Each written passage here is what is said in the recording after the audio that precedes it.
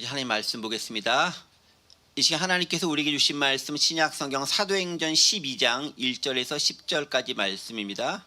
사도행전 12장 1절에서 10절까지 저와 여러분이 한 절씩 교독하시고 마지막 10절은 한 목소리로 봉독하겠습니다. 제가 먼저 1절 말씀 봉독합니다. 그때 헤롯 왕이 손을 들어 교회 중에서 몇 사람을 해하려 하여 유대인들이 이 일을 기뻐하는 것을 보고 베드로도 잡으려 할세. 때는 무교절 기간이라.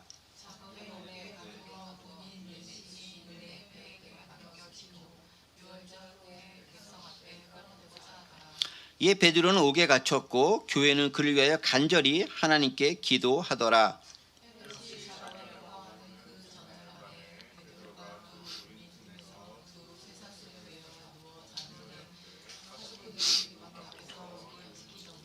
호련히 주의 사자가 나타나매 옥중에 광채가 빛나며 또 베드로의 옆구리를 쳐 깨워 이르되 급히 일어나라 하니 쇠사슬이 그 손에서 벗어지더라.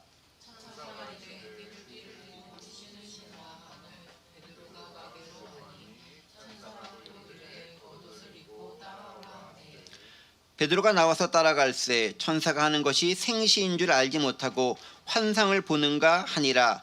이에 첫째와 둘째 파수를 지나 시내로 통한 쇠문에 이르니 문이 저절로 열리는지라. 나와서 한 거리를 지나매 천사가 곧 떠나더라. 아멘. 네. 오늘 장면은 야고보의 순교 장면과 베드로가 옥에 갇혔다가 하나님의 은혜로 그 옥에서 벗어나게 되는 장면들, 감동적인 장면들을 함께 살펴보도록 하겠습니다. 오늘 본문의 말씀에 들어가기 전에 지난주에 함께 나눴던 말씀 잠시 좀 살펴보겠는데요. 지난주의 말씀이 안디옥 교회의 마지막 선행에 대한 부분들 함께 나누었습니다. 기억하시리라 생각을 합니다. 안디옥 교회가 부흥 발전하고 있었을 때 예루살렘으로부터 선지자들이 도달하기 시작을 합니다. 선지자들이 예루살렘에서 왔죠. 왜 왔을까요? 신앙적 유익을 주기 위해 선지자들이 왔습니다. 선지자들은 상당히 교회에서 그 직책과 영향력이 큰 자들이죠. 사도 다음 가는 영향력을 가진 자들이 선지자들인데 그들이 예루살렘에서 안디옥 교회까지 왔습니다. 그만큼 안디옥 교회가 어떤 역사적인 일을 감당할 그런 교회로 성장해 나가고 있다는 것을 알 수 있습니다. 누가 같이 왔죠? 아가보라는 선지자도 왔습니다. 아가보는 누구죠? 빌립의 네 딸 중 하나다라고 기록되어 있습니다. 그는 성령이 충만해서 예루살렘을 비롯한 온 천지에 흉년에 들 것을 예언을 했습니다. 그리고 굴라우디오 황제 때 실제로 그 역사가 이루어져서 기근에 휩싸이기도 했습니다. 특별히 그 기근으로 말미암아 예루살렘 교회가 어려워졌다라는 소식을 듣고 안디옥 교회에서 도움의 손길을 보내기로 작정합니다. 어떻게? 자기들의 힘대로, 자신들의 힘대로, 즉 each according to his ability, 내가 가능할 만한, 감당할 만한, 능력에 합당할 만한 대로 부조를 하고 그 금액을 예루살렘 교회에 보냅니다. 누구를 통해 보내죠? 바나바와 사울의 손을 통해서 예루살렘 교회 지도자인 장로들에게 보내게 됩니다. 어떤 의미가 있을까요? 그만큼 예루살렘 교회와 더불어서 안디옥 교회가 빠르게 성장했다, 성숙했다라는 것을 알 수 있습니다. 이제 유대인들의 예루살렘 교회뿐 아니라 이방인들의 안디옥 교회도 크게 성장했다, 부흥했다라는 것을 알 수 있습니다. 두 번째는 내외적 성장과 성숙의 모습은 어떻게? 돕는 모습, 구제하는 모습, 사회 선교의 모습으로 나타난다라는 거죠. 우리 교회만 잘 사는 게 아니라 더불어 돕고 그들을 구제하고 어려운 사람들 돕는 데 교회가 앞장섰다라는 것들을 예루살렘 교회뿐 아니라 안디옥 교회의 모습을 통해서도 확인해 볼 수 있습니다. 이방인 교회가 그랬다는 것이 더욱더 우리에게 시사하는 바가 큰 것이죠. 그리고 중요한 것 한 가지, 예루살렘 교회, 유대인 중심의 예루살렘 교회와 헬라인, 이방인 중심의 안디옥 교회가 서로 연합해서 하나됨을 이루는 온전한 교회 공동체가 만들어졌다라는 것입니다. 유대인들만을 위한 교회도 아니고 이방인들만은 교회도 아니고 이 둘이 연합해서 전 세계가 하나님의 나라가 될 수 있는 그 틀이 놓여져 가고 있다는 것이 안디옥 교회의 설립과 성장, 부흥의 모습을 통해서 확인해 볼 수 있는 지난 시간의 모습이었습니다. 바로 그런 놀라운 역사적인 사실이 일어날 때쯤 예루살렘 교회는 어떤 일이 일어나고 있었을까요? 예루살렘 교회는 그 전부터 박해가 계속 지속되고 있습니다. 그리고 그 박해로 말미암아 많은 사람들이 이방적으로 떠나게 되고 그로 말미암아 복음이 전해지고 있었습니다. 그리고 그 전해진 복음이 안디옥 교회까지 와서 열매를 맺고 있었던 그 즈음이 되겠죠. 그리고 또 한 가지 중요한 사실은 바로 그때까지 박해는 주로 누굴 통해 이루어졌냐면 유대 종교 지도자들이 한 박해였습니다. 유대인들이 주로 기독교인들을 박해하는 그런 형국이었다고 한다면 이제 오늘 보면 12장부터는 박해의 주체가 바뀌게 됩니다. 어떻게 해요? 유대인들로부터의 박해에서 이제는 통치자들, 국가 권력, 즉 헤롯을 비롯한 국가 권력이 조금 더 체계적으로 공권력을 가지고 박해하는 모습으로 진화한다는 것을 발견할 수 있습니다. 바로 그러한 모습이 시작되는 장면이 오늘 본문 12장에서 우리는 발견할 수 있는 것이죠. 12장 1절 말씀 보겠습니다. 그때 헤롯 왕이 손을 들어 교회 중에서 몇 사람을 해하려 하여 2절 요한의 형제 야고보를 칼로 죽이니라고 기록되어 있습니다. 자, 그때는 언제라 그랬죠? 이방인 고넬료의 개종 사건과 안디옥 교회의 설립과 부흥, 성장 성숙의 시기가 한참 되어질 바로 그때쯤에 예루살렘 교회는 그 박해가 점점 극에 달해서 정점에 이르고 있었다라는 것을 오늘 본문을 통해 발견할 수 있습니다. 사실 교회가 성장하고 부흥하고 또 발전해 나가는 것을 가장 싫어하는 존재가 누굴까요? 사탄이 별로 안 좋아하죠. 그래서 교회가 아름답게 성장하고 특히 성숙해 나가고 사회적으로 좋은 일을 많이 하고 하나님의 나라 확장하는데 귀한 역할을 감당한다면 사탄도 그에 맞서서 교회를 방해하고 박해하는 일에 집중하게 됩니다. 실제로 그런 일이 많이 일어나게 되는 것이죠. 안디옥 교회의 성장과 성숙이 있었지만 사단은 더욱더 큰 박해를 통해서 그들이 그것을 금지하도록 만든다라는 거죠. 그럼에도 불구하고 하나님의 역사는 박해 가운데 더 단단하게 뿌리 내려지는 신앙을 성도들이 경험하게 된다는 역설이 발견되어지고 우리는 그 역설의 모습을 오늘 본문을 통해 또한 발견하게 될 것입니다. 바로 그러할 때쯤에 헤롯 왕이 움직이기 시작합니다. 어떻게 움직입니까? 헤롯 왕이 손을 들어 교회 중에 몇 사람을 해하려 했다라고 얘기합니다. 자, 그런데 여기서 헤롯이라고 하는 왕이 나옵니다. 그런데 우리가 복음서에서도 헤롯이라는 이름 들어보셨죠? 마치 안 들어본 것처럼 조용히 있으면 제가 시험에 들지 않고 감사하죠. 네, 자신 있게 또 설명할 수 있겠다 싶은 생각이 드니까 예수님이 출생할 당시에 헤롯이 나옵니다. 그때 헤롯은 헤롯 대제, 헤롯 대왕이라 부르는 존재인데요. 예수님 탄생할 때쯤 돼가지고 자신의 왕권이 위험해질지도 모른다고 해서 영아를 싹 다 죽여라 했던 존재가 헤롯 대제였습니다. 그 헤롯 대제의 손자가 되는 사람이 오늘 본문에 나오는 헤롯입니다. 헤롯 아그리파 1세로 추정되는 인물이 오늘 본문 사도행전에 나오는 즉 예루살렘 교회의 박해를 시작한 인물이 헤롯 아그리파 왕, 헤롯 왕이라 불리는 그런 인물입니다. 그러니까 이 헤롯 가문은요, 대를 이어서 몇 대에 걸쳐서 계속해서 예수님과 기독교인을 박해하는데 전심을 쏟는 장면들을 발견할 수 있습니다. 박해 열심히 하긴 하지만 예수님과 하나님 나라의 사역이 그 박해로 말미암아 좌절되는 게 아니라 박해를 뛰어넘어 더 놀라운 역사가 이루어지는 역설을 우리는 또한 발견할 수 있습니다. 하나님의 섭리가 이렇게 일어나고 있는 거죠. 박해는 하지만 박해보다 더 큰 은혜가 그 안에 펼쳐지고 역사된다는 것을 오늘 본문을 통해 보여주고 있습니다. 어떻게 합니까? 헤롯이 손을 들어 교회 중에 몇 사람을 해하려고 했다라고 얘기합니다. 자, 그러면 왜 이렇게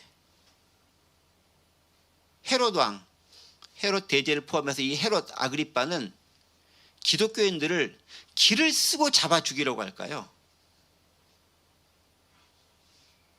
왜 그럴까요? 아니 뭐 예수님 일단 부활 승천했으니까 나는 왕이다 라고 하는 존재는 없어졌잖아요. 그러니까 눈에 안 보이잖아요. 부활하고 승천했으니까. 근데 딱 보니까 뭐 실제로 무력을 이끌어가지고 뭐 로마 제국 침공을 한다던가 뭐 그런 거 안 하잖아요. 근데 왜 길을 쓰고 헤롯은 유대인들이 아닌 기독교인들을 잡아 죽이려고 했을까? 왜 그랬을까요? 그걸 물어보지 말고 빨리 대답해 주십시오라는 눈으로 저를 보고 있는 것 같은데 자, 오늘 본문 3절에 보면은 그에 대한 해답을 조금 얻을 수 있습니다.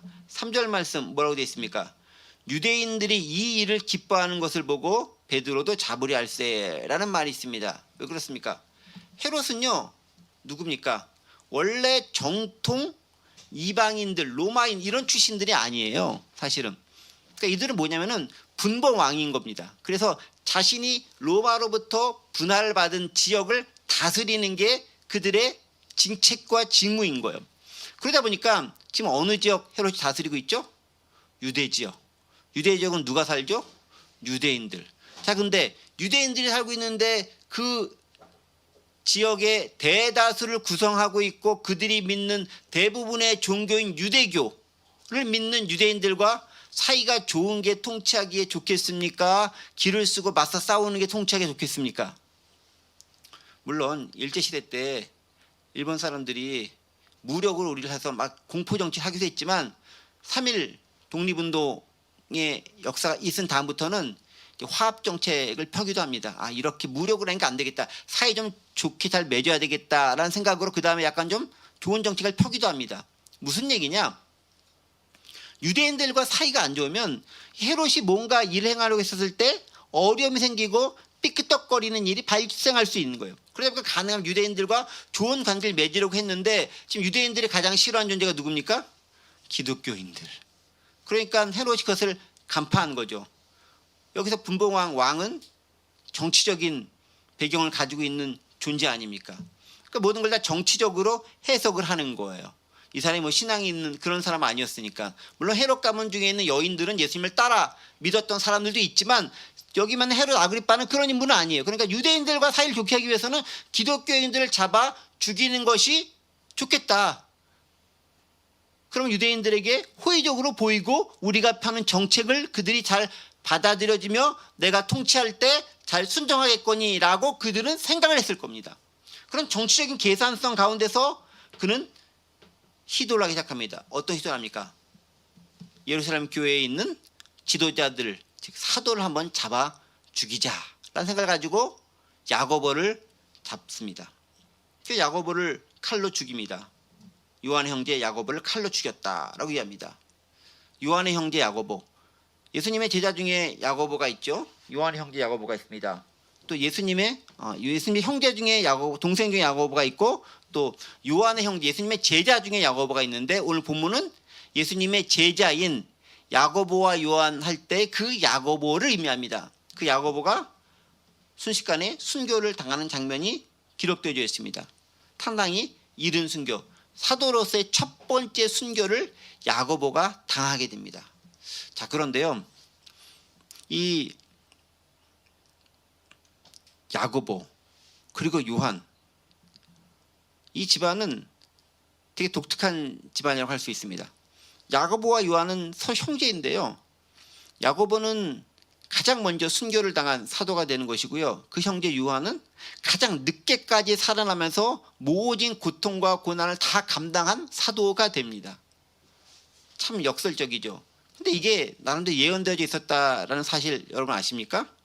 아시리라 믿고 마가복음 10장 38절 40절에 이런 구절이 있습니다. 예수께서 이르시되 너희는 너희가 구하는 것을 알지 못하도다. 무슨 얘기죠? 요한과 야고보의 어머니, 세베대의 아들들의 어머니가 와서 예수님께 청탁하는 장면이죠. 그래서 좀 하나는 오른쪽에 하나 왼쪽에 알게 해주십시오. 당신 나라가 올 때 이렇게 청탁을 하게 됩니다. 그러자 예수님께서 이야기하는 거죠. 너희는 니네가 뭘 구하는지 알지 못한다. 좋을 거라 생각했는데 그거 별로 좋지 않은 거야. 물론 좋은 거, 궁극적으로는 좋은 거긴 해요. 내가 마시는 잔 너희가 마실 수 있으며 내가 받는 세례 너희가 받을 수 있느냐? 라고 물어봅니다. 내가 마시는 잔, 영광의 잔입니까? 고난의 잔인 거죠. 그들이 말하자 할 수 있나이다. 예수께서 너희는 내가 마시는 잔을 마시면 내가 받는 세례를 받으려니와 라고 시작합니다. 너희는 내가 마시는 잔을 마시면 내가 받는 세례를 받으려니와, 즉 내가 당한 고난 너희도 그대로 당하게 된다라고 얘기합니다. 물론 다른 사도들도 다 고난당하고 대부분이 순교합니다. 그럼에도 불구하고 야고보에는 특별했던 것은 가장 첫 번째 고난당하고 순교했던 게 야고보, 그 형제 요한은 가장 끝까지 고난당해서 살아남아서 모든 고초를 다 겪은 인물이 요한이라기 되는 거죠. 그대로 예수님께서 그들 향해 예언했던 말씀들이 실현되는 것을 알 수 있습니다. 그렇죠.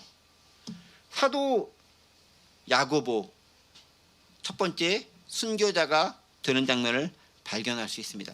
그래서 우리가 주님께 구할 때 잘 알고 구해야 돼요. 나의 의도는 이렇게 알고 구했지만 주님께서 새롭게 해석해 주시면서 너는 그 뜻으로 구했지만 그 뜻을 받는 나는 이 뜻으로 대답해 줄게 하면은 내가 원했던 빛나고 빛깔나는 좋은 것을 받기 원했던 것과 더불어서 고통과 고난 가운데 영광스러운 자리에 앉게 될 수 있습니다. 궁극적으로 어느 것이 더 좋은지는 뻔히 알겠지만 현실적인 삶을 살면서 어느 것이 더 좋을지는 여러분들이 고민해 보시면서 하나님께 기도하셔야 되지 않을까 싶은 생각도 들게 됩니다. 자, 그런데 여기서 재미있는 장면들이 있어요. 보세요. 야고보가 순교한 것, 첫 번째 사도들의 순교 장면인데 좀 뭔가 거창하고 멋있게 그렇게 순교하면 좋지 않겠습니까? 근데 어떻게 장면이 나오죠? 그냥 짤막하게 한 줄도 채 안 되게 나와요. 어떻게 나옵니까? 요한의 형제 야고보를 칼로 죽였다. 끝. 어떻게 죽였다. 뭐 이런 얘기도 없어요. 어떤 반응을 보였다. 그 얘기도 별로 없습니다. 무슨 얘기입니까? 되게 단순하고 심플하게 등장한다는 거죠. 그런데 첫 번째 순교자, 우리가 기억하는 놀라운 인물이 있습니다. 누가 첫 번째 순교자였죠? 스데반. 기억하십니까? 오히려 사도가 아닌 집사로 불리는 스데반이 순교했었을 때 어떤 일이 일어났습니까?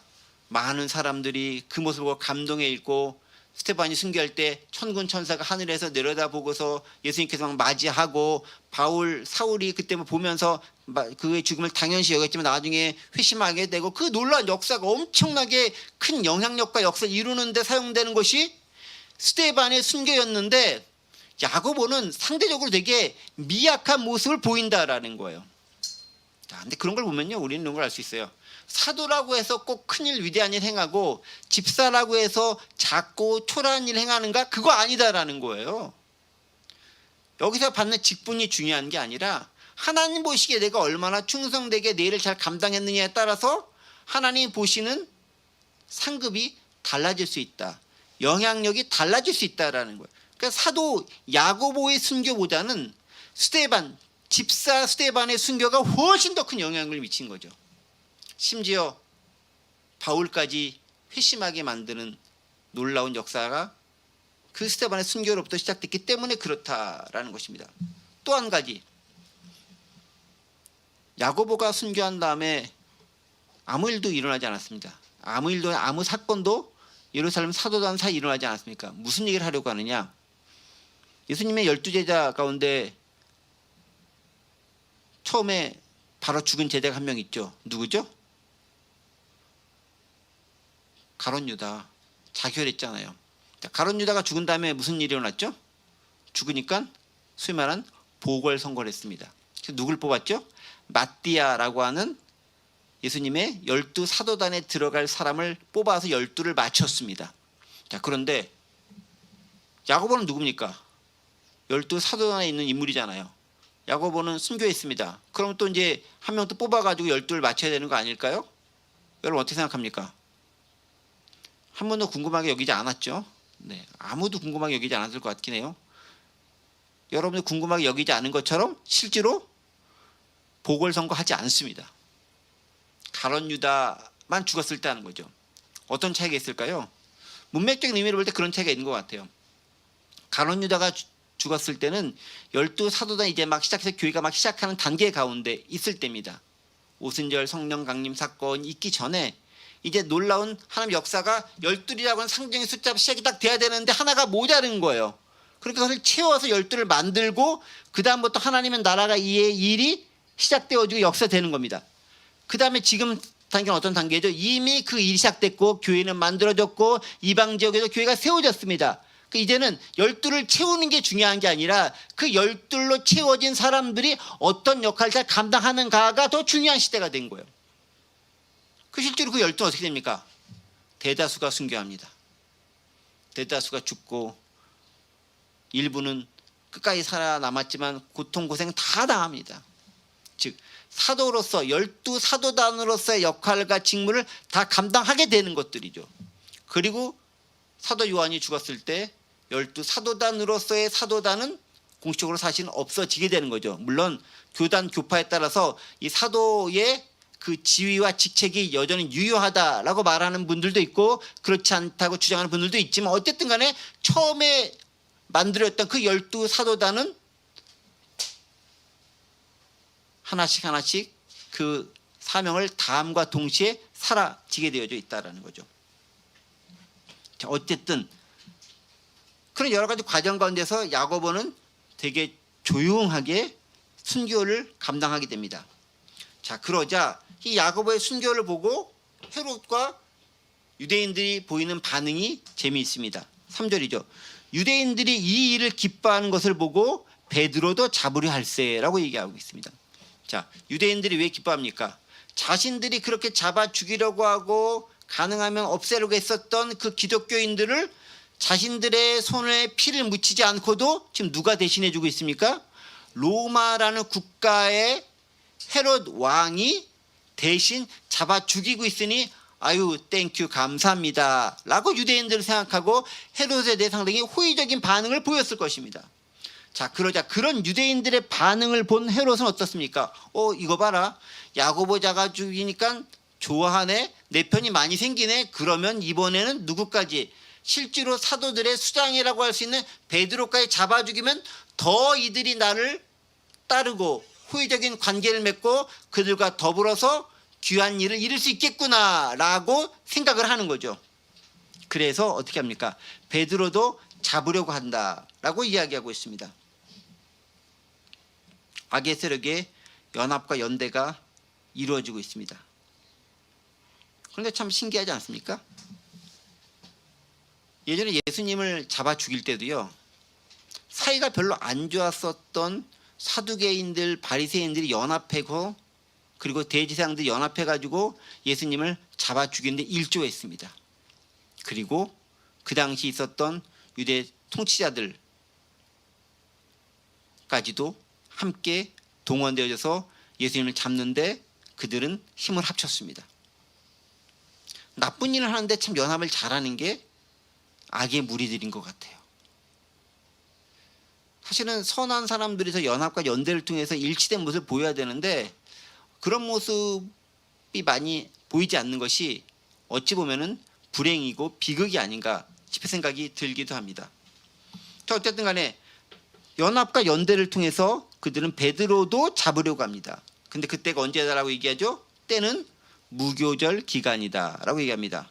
무교절은 언제입니까? 무교절 다음 날이 6월절이 되는 거죠. 6월절, 이스라엘 중에서 가장 큰 명절이 6월절 명절인데 그때쯤 돼가지고 베드로를 잡으려고 한다라고 이야기하고 있습니다. 가장 큰 명절에 가장 많은 사람들이 모였을 때 가장 큰 이벤트를 기획하고 있는 거죠. 누가? 정치적인 생각을 하고 있는 헤롯이 그렇게 계획하고 있다고 얘기하고 있습니다. 자신의 입지와 영향력을 확대하고 유대인들로부터 좋은 관계를 유지하는 목적으로 가장 정치적인 계산에 앞선 헤롯이 6월절인 유대인 가장 큰 명절에 베드로를 잡아 죽여서 나로 하여금 내게 호의를 보내고 나를 지지하는 세력을 많이 만들겠다라는 게 헤롯의 계획인 거죠. 즉 옳고 그름에 따라 행하는 게 아니라 정치적 셈법에 따라서 행하는 모습을 발견할 수 있죠. 오늘날의 정치인들이 하는 모습들과 되게 유사합니다. 말로는 대의 명분 내세우고 있지만 실질적인 속내는 내가 얼마나 선거에서 공천을 받을 수 있을까, 내 영향력을 계속 유지할 수 있을까, 내 지위를 곤고히 할 수 있을까, 이게 그들의 최고 관심사인데 바로 그 모습이 이 시대에도 동일하게 역사되었다라는 것 발견할 수 있습니다. 자, 그런데 가만히 보세요. 때가 어느 때라고요? 무교절 6월절이다. 그 말은 뭐겠습니까? 예수님께서 십자가에 달려 돌아가실 때가 언제였죠? 6월절 어린 양으로 잡혀 돌아가셨습니다. 딱 때가 공교롭게도 일치하죠. 베드로를 잡아 죽이려고 하는 때도 무교절, 즉 6월절, 예수님께서 잡혀 돌아가셨던 것과 매우 흡사한 때에 비슷한 방법으로 베드로도 잡혀 들어가서 죽을 위기에 처한 거예요. 예수님을 잡으려고 했던 방법과 베드로를 잡으려 했던 방법이 똑같은 있다라는 거예요. 악의 세력과 연대와 연합을 통해서 예수님을 잡고 오늘 본문에서 베드로를 잡으려고 하는 모습을 발견할 수 있다는 거죠. 베드로 입장에서 본다면 이거죠. 무교절에 잡히는 것을 통해 예수님의 유월절 어린 양으로 돌아가신 것을 기억하면서 그 고난에 동참한다는 의미도 우리는 생각해 볼 수 있는 거죠. 그래서 명확하게 4절에서 이야기하잖아요. 잡음에 옥에 가두어 군인 내식인 네페에게 맡겨 지키고 유월절 후에 백성 앞에 끌어내고자 함이라. 명확하게 얘기하잖아요.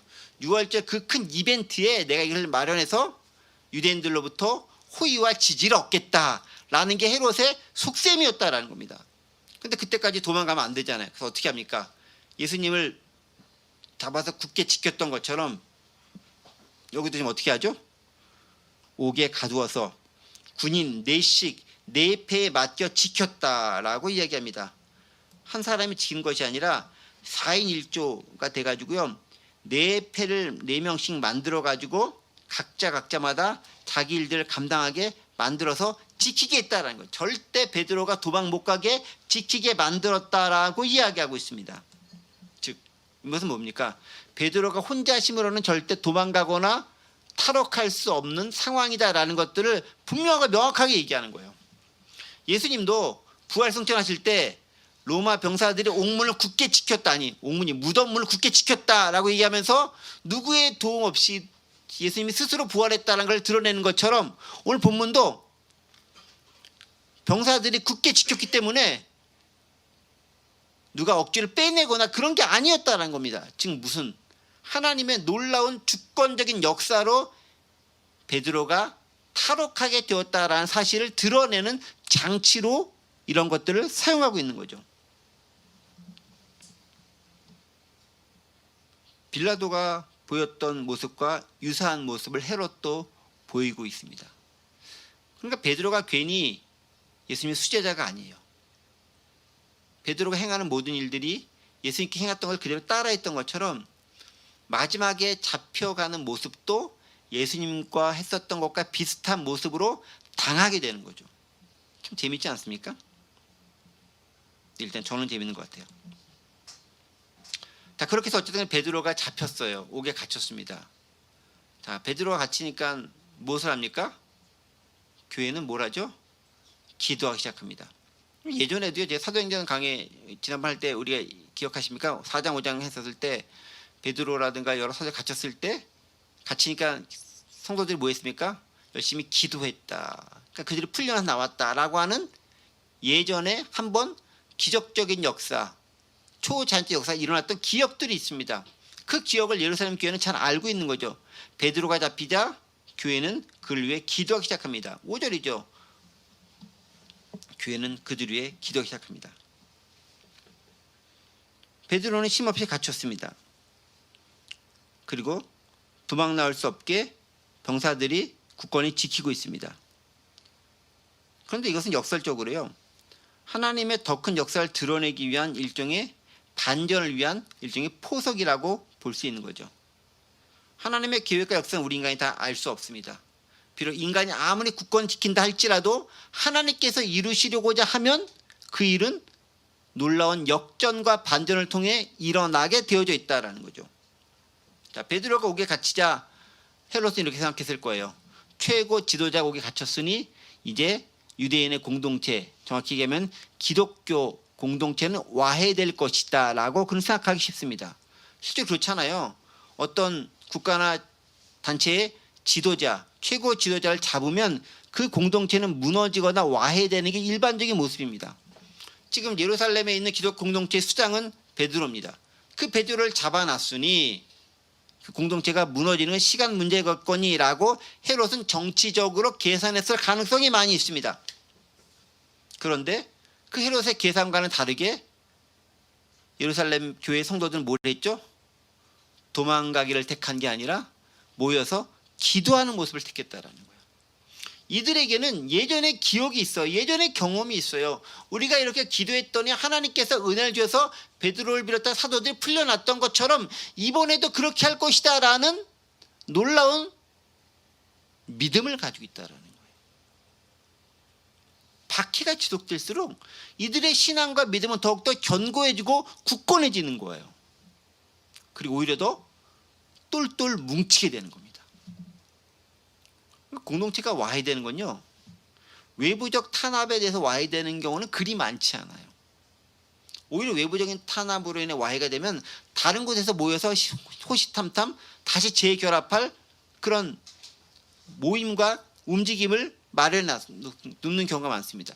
근데 진짜 문제는 내부적인 분열로 와야 되는 거예요. 근데 헤롯의 박해가 있으니까 내부적으로 더 강한 결속력이 생기기 시작합니다. 그들은 교회에 있는 그를 위해 간절히 하나님께 기도했더라. 그냥 기도했다라고 얘기하지 않고요, 간절히 기도했다라고 얘기합니다. The church was earnestly, 간절하게 열정적으로 하나님께 그를 위해 기도했다라고 이야기하고 있습니다. 놀라운 반전이 여기서 시작되고 있는 거죠.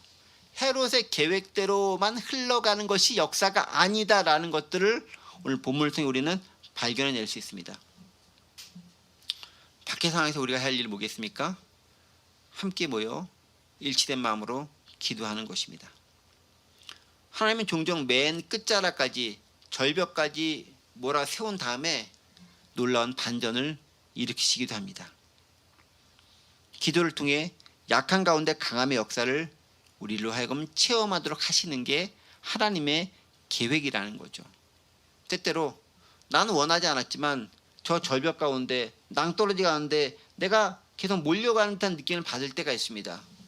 바로 그때가 하나님의 놀라운 역사가 시작되는 시점이라는 것을 기억하시면서 절망하지 마시고 오히려 그 기회를 통해 하나님을 만날 수 있는 기회로 삼으시는 여러분들이 되셔야 되겠습니다. 바로 사도행전 4장과 5장에서 이미 사도들이나 제자들이 잡혔지만 노임을 받았던 기억들이 있기에 그들은 명확하게 알 수 있습니다. 우리 사도행전 5장 한번 내용을 살펴볼까요? 간단히 보겠습니다. 예를 들면 이런 거죠. 5장 18, 20절. 사도들을 잡아다가 옥에 가두었더니 주의 사자가 밤에 옥문을 열고 끌어내어 이르되 가서 성전에 가서 이 생명의 말씀 다 백성에 말하라. 실제로 그 역사가 있었던 것처럼 똑같은 일이 오늘 본문도 그대로 재현되고 있습니다. 자, 이런 것들을 초기 교회 사람들이 보고 배우고 경험했으니 그들의 믿음이 얼마나 뜨거웠겠습니까? 매번 일어나는 것이 기적이었으니 그들의 신앙이 얼마나 굳건해졌겠는가라는 것 알 수 있습니다. 자, 교회를 말살하는 외부의 공격에 하나님은 기도와 기적 역사로 사건을 뒤집습니다. 바로 우리가 하나님의 역사를 믿어야 할 책임과 의무가 있다라는 것입니다.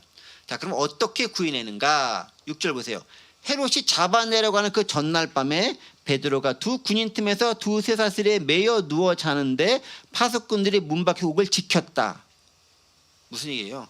베드로가 꼼짝달싹 하지 못하게 군인들 사이에서 완전히 사슬에 매여서 누워 자고 있었다라는 거예요. 그리고 아예 바깥에는 파수꾼들이 또 옥 밖에서 지키고 있었다. 절대로 베드로가 도망갈 상황이 아니었다라고 이야기합니다. 언제? 헤롯이 잡아내려고 하는 그 전날 밤에. 지금 이 사건은 언제 일어나고 있죠? 베드로가 순교당하기 바로 전날에 역사적 사건이라는 거예요. 근데 극적인 사건이죠. 며칠쯤 남겨놓고 이 일이 일어난 게 아니라 베드로가 옥에 갇혀서 계속 있었는데 이제 끄집어내져서 처형당하기 바로 그 전날 놀라운 역사가 일어나는 겁니다. 그 전날이라는 거예요. 호련히 갑자기 주에서 나타나서 광채 입고 나타나서 7절 말씀이죠. 베드로의 옆구리를 쳐 깨워 이르되 급히 일어나라. 쇠사슬이 그 손에서 벗어지니라. 재미있는 장면 아닙니까? 하나님의 천사가 나타나서 베드로를 지키고 있는 사자들이 어떻게 할 수도 없을 만큼 무력화시키고 베드로를 끄집어 내가고 있다는 겁니다. 일어나라고 하니까 쇠사슬이 그 손에서 벗어지니라. 누가 풀러준 게 아니라 쇠사슬이 스스로 벗어지게 되었다. 하나님의 역사를 우리는 발견할 수 있습니다. 여기 재밌는 표현 있지 않습니까? 7절 하반절 보세요. 급히 일어나라 하니 쇠사슬이 그 손에서 벗어지니라. 베드로의 옆구리를 쳐 깨워 이르되 급히 일어나라 하니 쇠사슬이 그 손에 벗어지니라.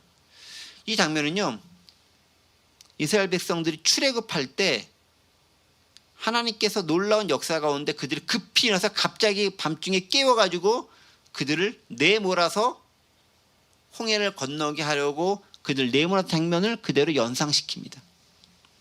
하나님의 초자연적 역사가 베드로를 통해 일어나는 거죠. 또 한 가지 재밌는 장면은 그거였어요. 베드로가 이 놀라운 역사를 경험하기 전에 지금 뭐 하고 있는 거죠? 베드로가 두 군인 틈에서 쇠사슬에 매여 누워 자고 있었다. 죽을 날이 다가올 줄 알면 잠을 잘 못 잘 것 같은데 잘 자고 있었던 것 같아요. 저는 점점 베드로가 예수님을 닮아가는 것 같아요. 풍랑이는 그 흔들리는 배 안에서 고온히 주무시고 계셨던 주님, 제자들은 어찌할 바를 몰라 안절부절했음에도 불구하고 고온히 주무셨던 주님처럼 베드로는 자고 있었습니다. 어떻게 보면 베드로는 이미 그런 걸 경험했었던 일이기 때문에 그래 죽으면 죽겠지 뭐 나는 평안하게 잘래, 그게 믿음을 가지고 있는 베드로의 모습이 아닌가 싶어요. 저 여러분도 그런 신앙의 단계에 도달했으면 좋겠습니다. 어떤 외부적 환경과 어려움과 도전이 온다 할지라도 극복해내고 이기고 영향받지 않는 믿음, 편안히 두 발 뻗고 자는 믿음, 그게 우리 가운데 있었으면 좋겠다 싶은 생각이 듭니다. 바로 그 모습 베드로가 보이고 있는 거예요. 예수님의 제자처럼 예수님의 모습을 그대로 따라가는 모습을 그냥 보여주고 있습니다. 바로 그 모습이 놀라운 모습인 거죠. 그러자 이제 8절 9절 보세요. 천사가 이제 띠를 띠고 신을 신으라. 띠를 띠고 신을 신으라 뭡니까? 이제 나갈 채비를 해라 라는 거예요. 일할 준비를 해라. 너 아직 죽을 때 아니야. 일할 준비를 해라 라는 거예요. 띠 띠고 신을 신으라. 에베소에 나오는 것처럼 하나님의 전신갑주를 입어라 라는 것처럼 아직 일할 일 남겨져 있다라는 거예요. 베드로가 그대로 한 천사가 또 이제 걷어딛고 따라오라.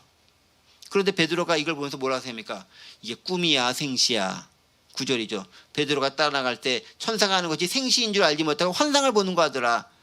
지난번에 고넬료 사건도 마찬가지였지 않습니까? 꿈이야 생시야. 왔다 갔다 했었던 장면들처럼 베드로는 여전히 오락가락한 데 있지만 그대로 순종해 나가고 있습니다. 하나님의 놀라운 역사가 일어나고 있는 것을 발견할 수 있습니다. 초자연적 역사가 주의 천사들을 통해서 베드로에게 일어나고 있습니다. 그리고 마지막, 그렇게 감옥을 나와서 이제 어디까지 갑니까? 10절, 첫째와 둘째 파수를 지나 시내를 통한 쇠문에 이르니 문이 저절로 열려지니라. 나와서 한 걸레 지나면 천사가 떠나가니라. 베드로가 바깥 나올 때까지 그대로 인도해주고 그 다음에 천사가 떠나갔다라고 얘기합니다. 무슨 얘기입니까? 베드로가 한 일은 아무것도 없이 천사가 싹 다 주의 천사가 처음부터 끝까지 주관해서 나갈 수 있도록 길을 열고 마련해 주고 자기 수임을 당한 후에 떠나갔다라는 겁니다. 하나님의 주권적 역사가 임했다라는 겁니다. 왜 임했습니까? 성도들이 기도했다라는 거죠. 그 기도의 응답 가운데 주의 천사가 역사하셨다라는 것입니다. 다른 말로는 하나님은 교회의 성도들의 기도와 더불어 하나님의 일을 이루신다라는 것, 우리는 발견할 수 있습니다. 말씀을 정리해 보겠습니다. 야고보의 순교, 놀라운 일입니다. 그러나 아주 간단하게 언급만 하고 넘어갑니다. 중요한 건 야고보의 순교가 아니라 하나님의 역사하심이 중요한 거죠. 박해 가운데서도 심지어 베드로가 잡혔음에도 이스라엘 백성들, 특별히 예루살렘 교회 성도들은 하나된 모습으로 함께 기도하며 나아갔다는 거죠. 그리고 그 기도함을 통해서 하나님께서 움직이는 것들은 그들은 체험하게 됩니다. 신앙생활 하면서 어려움이 있을 수 있습니다. 공동체 가운데 쉽지 않은 일들이 생길 수 있습니다. 그때 모여 기도했었을 때 하나님의 역사가 이루어질 수 있습니다. 바로 그 놀라운 것을 체험하며 나가는 것이 믿음이 굳건히 서나가는 또 다른 방법과 그것이 신앙의 모습일 것입니다. 바로 그런 모습으로 우리 믿음을 굳건히 세워나갈 수 있는 저와 여러분들 되시기를 간절히 원합니다. 기도합니다. 은혜와 사랑의 하나님 아버지 감사합니다. 오늘 말씀을 통해 하나님께서 예루살렘 교회를 통해 박해 가운데 어떻게 역사하시는지를 다시금 살펴보게 됩니다.